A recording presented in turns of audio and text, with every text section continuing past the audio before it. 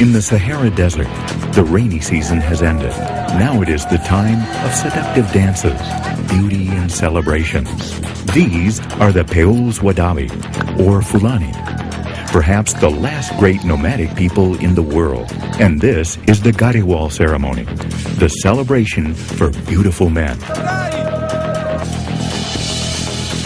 For 3 days, hundreds of young people have been dancing ceaselessly, adorned so that their feminine attributes are more noticeable than their masculine ones, and until one of them gets the prize title as the most handsome in the world. With this honor comes prestige and sex with all the women that the winner wants. The competitors move rhythmically, eyes half closed. They squint, grimace, and make faces. For the Peuls Wadawi, these are the most provocative expressions that exist.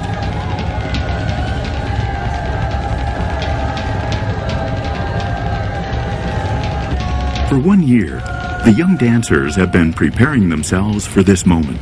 It is the climax of hours spent trying to obtain the best costumes, the most attractive body paintings.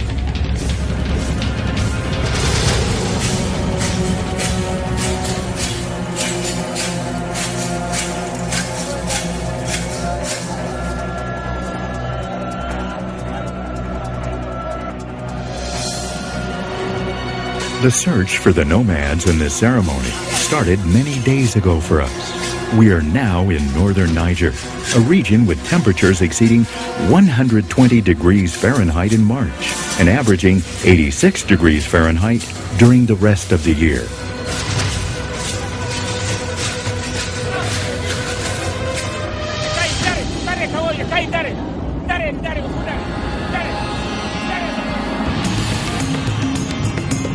Together with Chilean actress Paspas Cunha, we had departed from Niamey, Niger's capital city.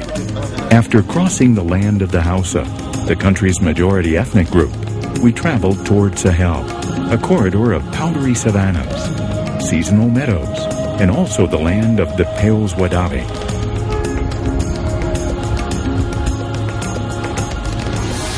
Two days after leaving Niamey, we reach Ingao, a town almost exclusively Peu, and one of the few places of stable housing in the Sahel Savannah.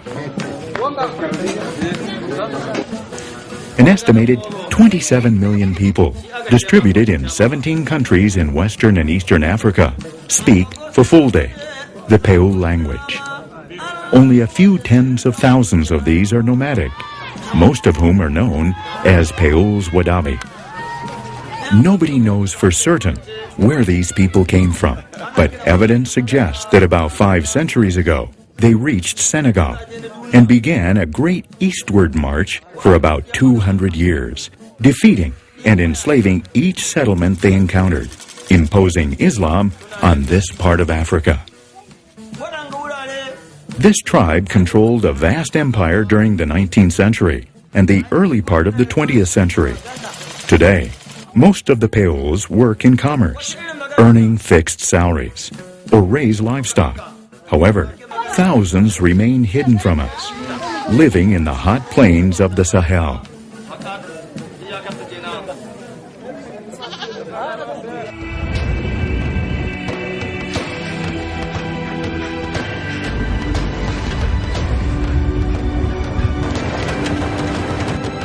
The next day, we leave behind the major roads and head into the barren desert.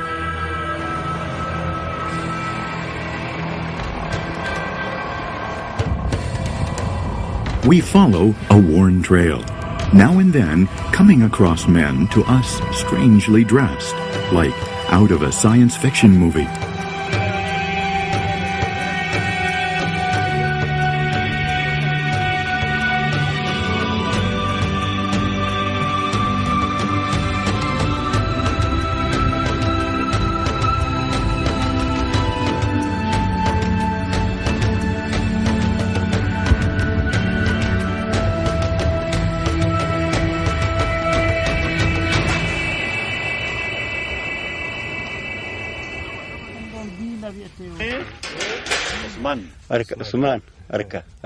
We move our camp to a site away from the center of the gathering, close to an isolated Peul's Wadabi family.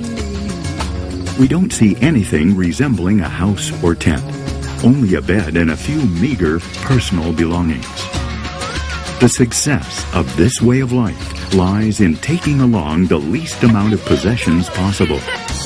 Simplicity and precariousness constitute a kind of wealth and virtue. Nice. How nomads meet in the middle of the desert and greet each other with such warmth.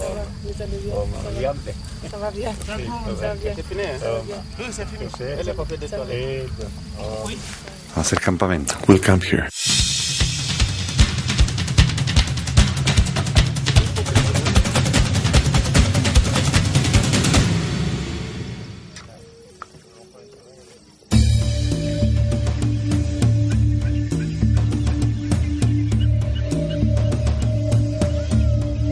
After requesting permission, we walk to the celebration site.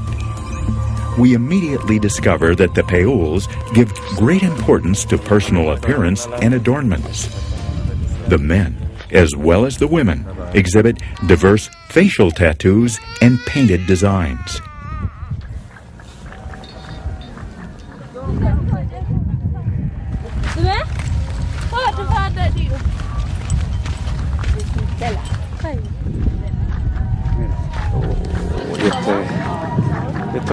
This is what we've been looking for years. Look.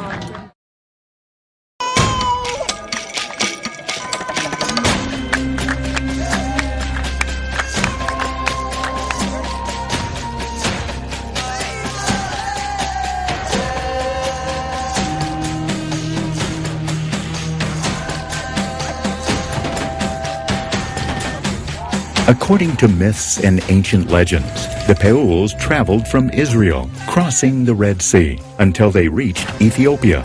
Then